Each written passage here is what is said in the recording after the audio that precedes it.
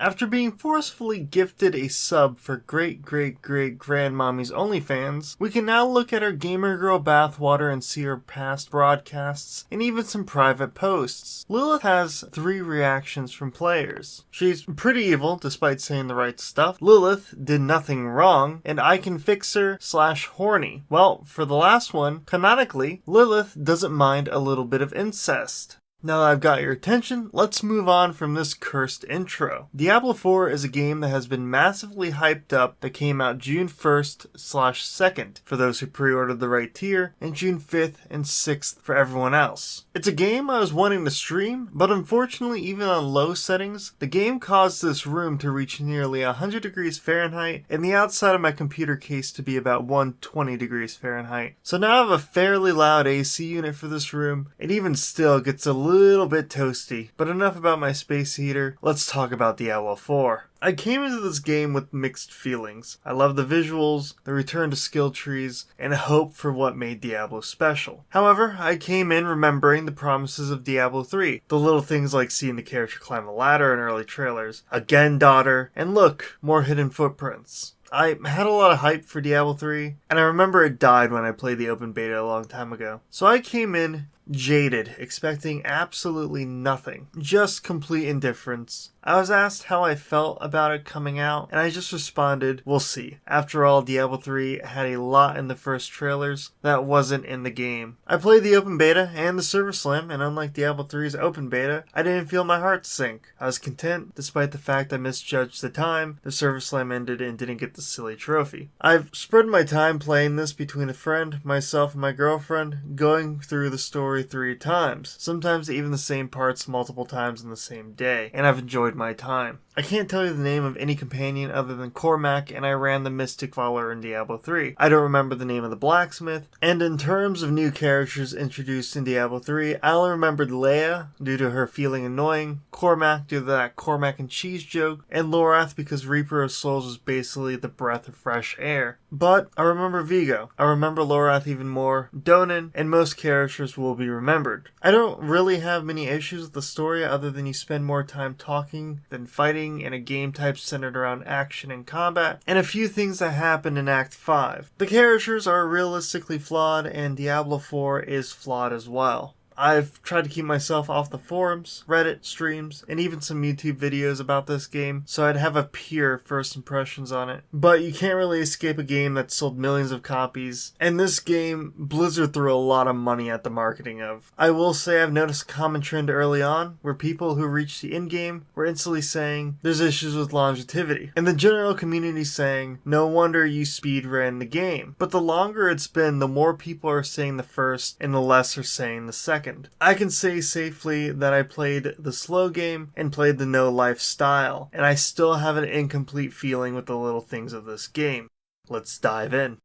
So I was gonna drop this video, and then I saw patch 1.1, and it basically completely undid a lot of the praise that I had, especially when it came to classes. Now, I could delay the video another week or 2 after playing Season 1, or I can just add this in and cut out half of my video, 2/3 of my video, and leave this as a story-only part. So that's what I'm gonna do. I want you to know that I basically said that Diablo 4 is good, but flawed, and could go either way. Unfortunately, it seems it's gone the wrong way, but we'll see. A lot of what the patch notes said, not good, but I'm going to try it first, and then determine whether or not I'm going to pay for or play another season pass, basically. After all, there's plenty of options for an ARPG to go play. Diablo 4 isn't our only option. And I'm a bit of a variety gamer myself. Either way, I'm skipping over what is essentially me talking about all the classes, how they feel, and basically how all the endgame function. So yeah, the video will basically end after I talk about the story.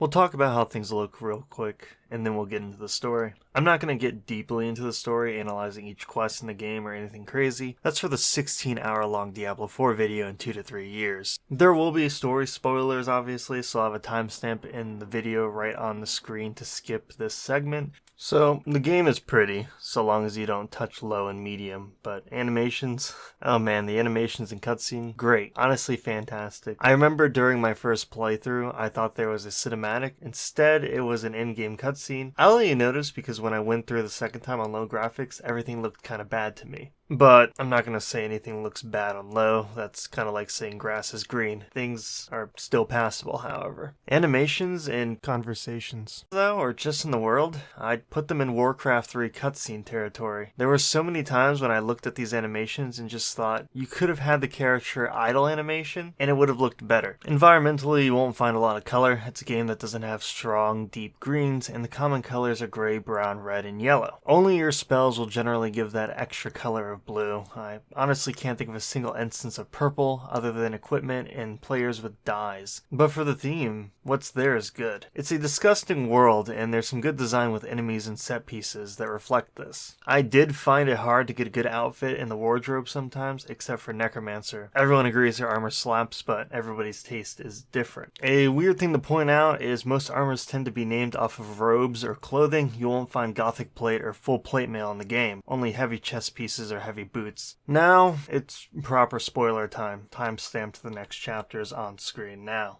Let's just talk about the story. Acts 1, 2, and 3 are able to be done in any order. You can do Act 3, then 1, then 2, or 1, 3, then 2.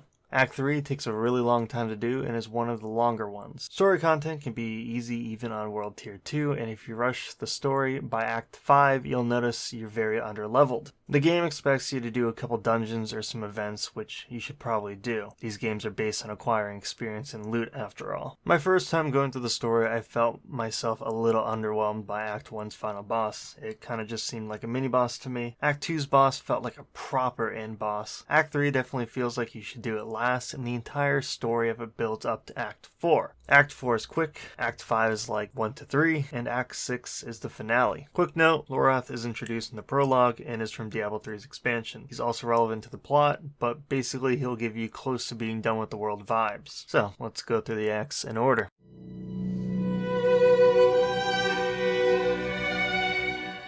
Act 1 is in the Shattered Peaks and working with the Cathedral of Light. You meet a girl named Neyrelle in here, she'll be important later on, as well as a man named Vigo. I was worried about a Leia situation, but she's written in a way that, well, knows about the world she's in, unlike Leia. The act centers around her and her mother who tries to kill you, but dies due to blood loss-itis. Neyrelle says something that makes it seem like you're at all to blame, but then also says that she doesn't blame you. Like, don't worry, Neyrelle. I didn't think any of this was my fault due to your mother having a psychotic breakdown and summoning demons with her blood. You also meet Inarius in this section, who's interesting. This act has so many issues when playing with somebody else. Things like talking to somebody would cause everyone else in the party to be unable to listen in or see it. So maybe just in case if they don't ever fix this, just play Act 1 solo. Let's talk about Vigo. Honestly, I think he's a good character. He takes a bribe that ends up getting a lot of people killed and is basically the equivalent of letting the devil into a restricted area. Vigo has a lot of guilt, and while anyone can think of other ways to deal with it, he's part of a highly zealous religious order. We'll get back to this when we reach its relevance, but he tells you of the trial needed to speak to Inarius. Vigo says he's a dick, and the meeting can be seen as such, but you show up searching for a blessing, and the man treats you like his therapist. I thought he was a dick the first time, but after seeing the cutscene 3 times now, he comes off more as someone confused, which makes sense later on. Either way, Neyrelle learns some necromancy, and I was fine with all the characters' reactions except for the necromancers. Like, hello, I do necromancy. Why am I acting surprised? And more so, why am I not the one consulting the dead instead of her?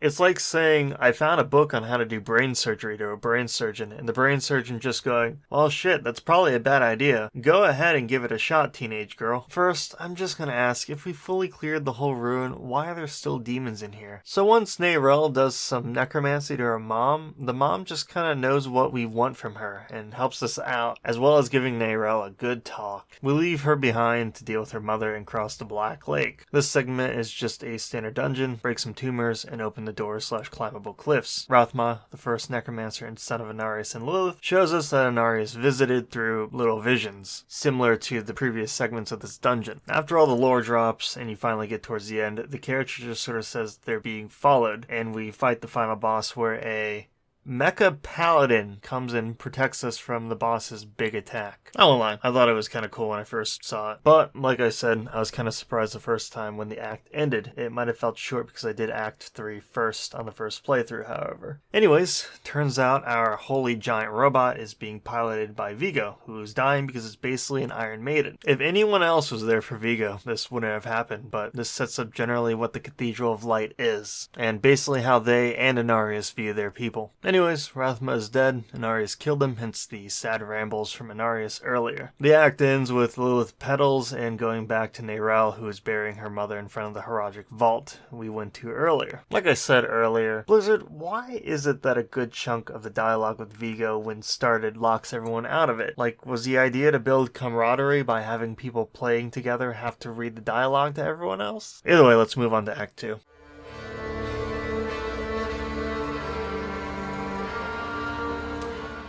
Act 2 is about Donan, another character we'll be close to. Basically, Lilith tries to get Donan to give her information, but Donan says no, so she goes after his two old friends who killed a demon named Astaroth. Turns out they didn't actually kill him, and the two old friends basically give Lilith what she wants, which is the location of Astaroth's soulstone. Some stuff happens, and you basically confirm they're both dead and crazy. Mostly because you help them peacefully end their free subscription life before the first charge hits their bank account. Lilith basically kills Donan son by pulling a Lazarus on him. Honestly, when I first started this act, I thought maybe Donan would betray us or was evil. Turns out he's just a real bro, and the entire act is basically destroying everything he has. I honestly have nothing else to really say about the act other than it was good. The boss fight felt good too in terms of its presentation. Unfortunately, he suffers from the same thing all story bosses do. He's quite easy, and as a fun bonus, if you're playing with a lot of thorns, stand in his breath attack. He'll take thorns for each tick of damage he does to you, and it's quite a lot. Overall, solid act in my opinion. Moving on to Act 3 now.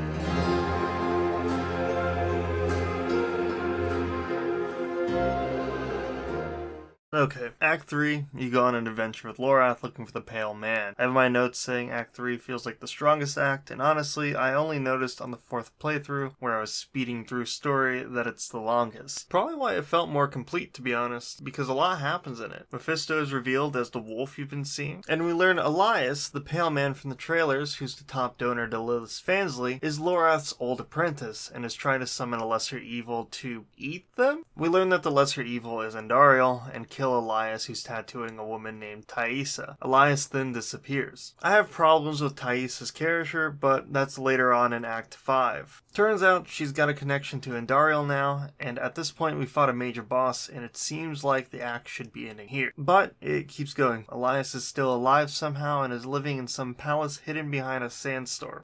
Mishif is in the act, perhaps having the Golden Bird extend his life, because it's been 50 years since Diablo 3, then Diablo 2 was 20 years before Diablo 3, meaning it's been 70 years, and Mishif honestly had to be in his 30s during Diablo 2, meaning he's certainly like 100 years old at this point. If we're being generous and say he's a 20-year-old captain in Diablo 2, then he's 90 right now, at the bare minimum. Either way, he thinks Lorath is Deckard Cain due to the Horadrim symbol. Honestly, I had a bit of a fangirl moment when I saw Mishif. I'm just glad he didn't go the way of Wareve did in Diablo 3, dead in a field somewhere. Either way, final boss is Elias, who is confirmed to be some immortal being, and you grab a MacGuffin named the Sightless Eye. This will be something I will talk about later.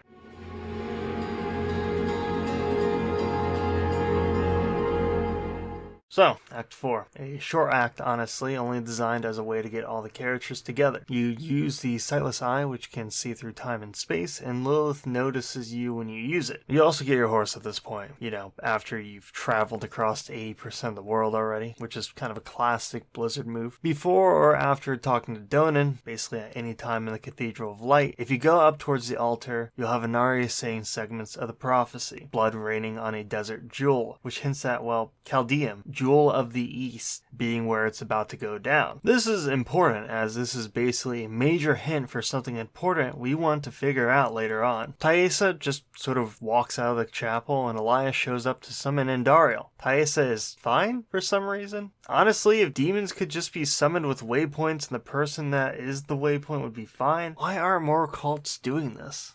I get that the ritual basically needs blood, but if we looked at Act 2, people have have infinite amounts of blood. Maybe I'm looking way into this. Let's move on. Either way, I really like the mechanics of the Andariel fight. I think it's fantastic until you start to notice that she doesn't really hurt you. This is a common problem that we will be having in this game. Also, Andariel doesn't say a single thing, which is kind of unfortunate. The gang also just kind of goes, hell of a storm. Oh, you killed Andariel? That's cool. And that's just hilarious to me. Lorath does kind of go, that was a good job, but don't get too cocky, kid. But like, come on, you hyped up Andariel as being an apocalyptic event, and I killed her using some random trash I found in chests and poison, a thing she's known for using and generating. The act ends with you being pointed to Hawazar. Now this is where things start to get a little off.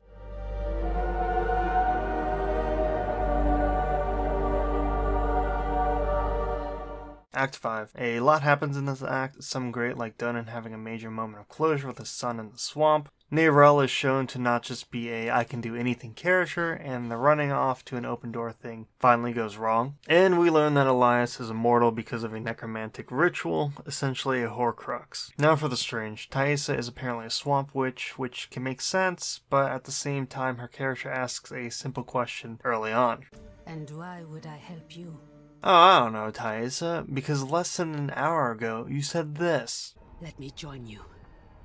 I don't know how much help I will be in this condition, but I owe you my life. I owe you my life.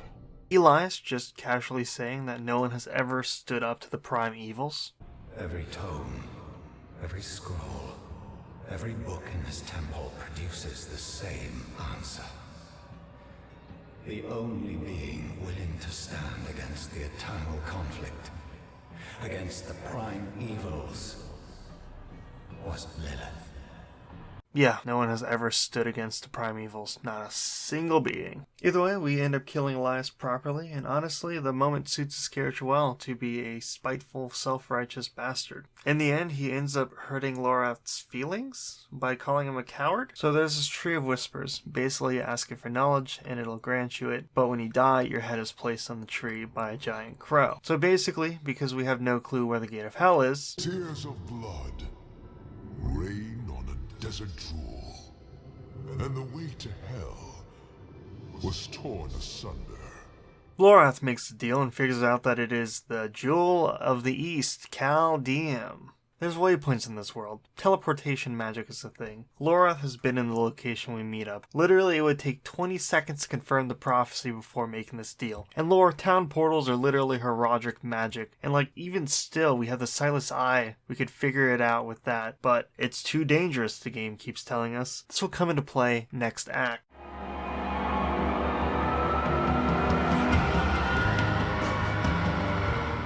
So, Act 6, the final act. Similar to Act 4, but this is essentially the finale of the storyline. So everybody meets up in Tar-Sarak, a town literally a quick jog from Caldeum. There's a bunch of knights in town basically murdering anybody for the light. You know, massive military presence here. We had a good lead up until a lot of things in Act 5 happened, and honestly, Act 6 is good. We have the cathedral being horrible people, we have Naris being a dick, but this is such a massive, major military operation that honestly going into the area would have answered any question about where this was happening. Duriel appears randomly halfway through, which is kind of hinted when you get closer due to the earthquakes and some maggots that spawn when you get closer to him. And my first time fighting him, he was hard, but then every single character that has gone through this part, other than the first time with the sorcerers, has been quite easy. There's a trend here which I remember Diablo 3 have. Bosses at the end of the acts, and bosses in dungeons are very, very easy compared to the randomly spawned elites. Diablo 2 sort of had a similar issue in hell difficulty, but in normal mode and even sometimes in nightmare mode, the act bosses generally would hurt. Just ask the melee barbarian trying to do solo Diablo on normal. Anyways, the tone and everything about the finale is great. You're a third party in a war between zealots and demons, and you're moving along with the group that you've helped a few times. In fact, I'm just glad that they didn't try to use anything as a twist. They've been showing that the cathedral aren't great people and just sort of blindly follow the religious order. They're not good people. They're just people who have a very, very hardline stance on black and white, and there's a whole lot of black to them. Anyways, Inarius steals the soul stone, and we follow the cathedral to the portal to hell. And hell is somewhat difficult due to a bunch of exploders and elite shamans here that keep resurrecting everything, but it's also just a dungeon. We get to see the full version of that cutscene they released as trailer content, and Darius gets ratioed hardcore. But now's a good time to talk about something Blizzard seems to have a really bad time with sometimes. Notice how Prava is very far off from the shield wall in this section, but a lot closer in this cut. One could say they just moved, but there's a few instances where objects move, or like this clip where the spears are way too long and would have needed to either extend or be buried in the ground halfway to have enough space to do this. Blizzard makes great cinematics, but in Diablo 4 there's been a lot of issues where things move after a camera change. This is, funnily enough, the most minor complaint with the game and more of a nitpick, but anyways. We find a massive demon, which is one of the world bosses, with Donan doing some work. Wait, is Neyrelle with one arm standing toe-to-toe with this giant demon with just a hatchet? Jeez, you could have just had her be off to the side, being the one to do the magic, and it would have made a lot more sense. Donan and Lorath have moments from the past that solidified themselves as master combatants. Donan defeated Astaroth with 2 others, Lorath literally goes toe-to-toe with Reapers in Diablo 3, and Neyrelle is a child. Anyways, good fight. Remember the Sightless Eye? Apparently we need to know where Lilith is, even though we know she's going to Mephisto's Cathedral of Hatred. Donan inspects a lost soul and gets stabbed in the gut. Yeah, this is the life-threatening wound from the Pillar of Bodies and not the gigantic boss we just fought. Anyways, we find out why the eye is dangerous. Unfortunately, you can also just use your town portal and go back to town here, so yeah, seems like an oversight. Anyways, Lilith has us in a nightmare dimension or trapped in our mind, as she says. Basically, the game is having you go down memory lane, and Mephisto steps in and gives us a hand, which he'd probably do at any time if we had used the eye again, and we basically fight our way out. Turns out, if we found the eye in the dimension, we could leave. Donan got more wounded while defending you when you're in the eye. Maybe it's just the wound got worse. But like, to be honest, healing potions have saved many who are on death's door in side quests, and honestly would have saved him. I'm just seeing it as Donan wanting to die to be with his son. Lorath is basically broken, and we find Neyrelle, who has kind of ran off. She's looking at the cathedral in the distance, and Mephisto comes back out to take us straight there. The entire time, Neyrelle has been wanting to use the stone on Mephisto, which makes sense.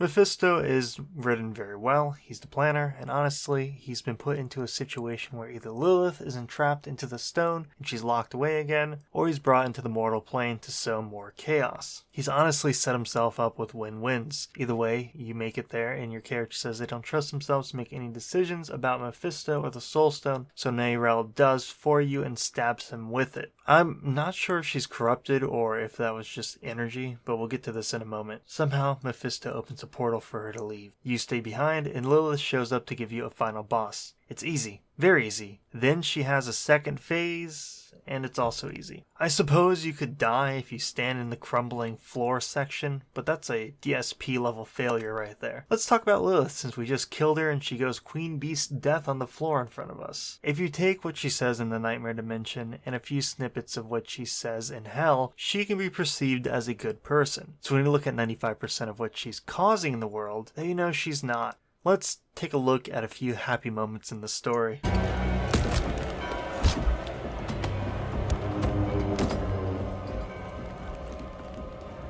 They have awakened, Mother. The first of many. She's not a bad guy.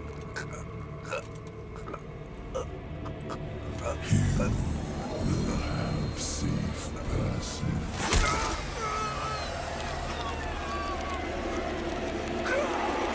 She's not a bad guy. He has been waiting for you.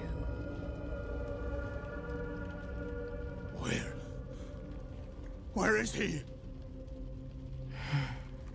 Come forth.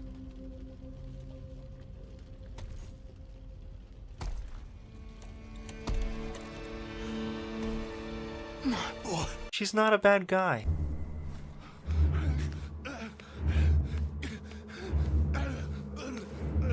Mephisto, Diablo, Bale. She's not a bad guy.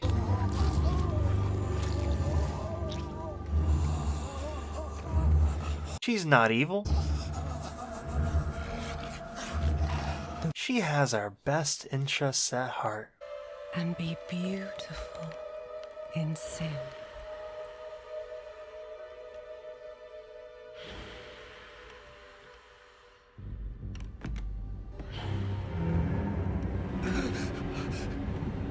Resist! Resist her temptation!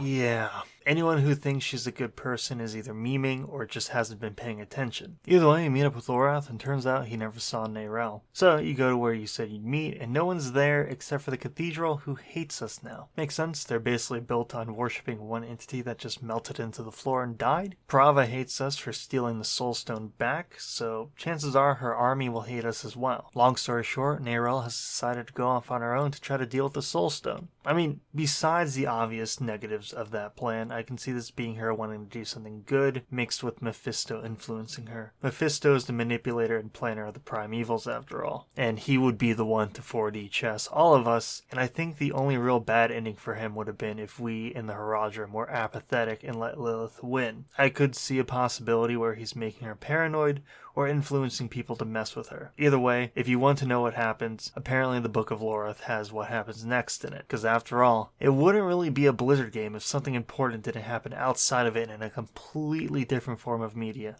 So I mentioned patch 1.1 in Season 1 dropped. I concluded this video originally hopeful for the future, but the patch notes are grim. So like I said, this video is just about the story of the game. I'll be looking at the season and hopefully streaming it despite the overheating. Anyways, I stream under Twitch under the same name occasionally, basically a variety of stuff and whatnot. I have a Discord channel, www.burningbirch.com is the link to get to it. I've been thinking of dropping VODs regularly on the Uncut channel. Maybe I'll chop them up roughly, but we'll see. Anyways, let's see how Season 1 is. Bye.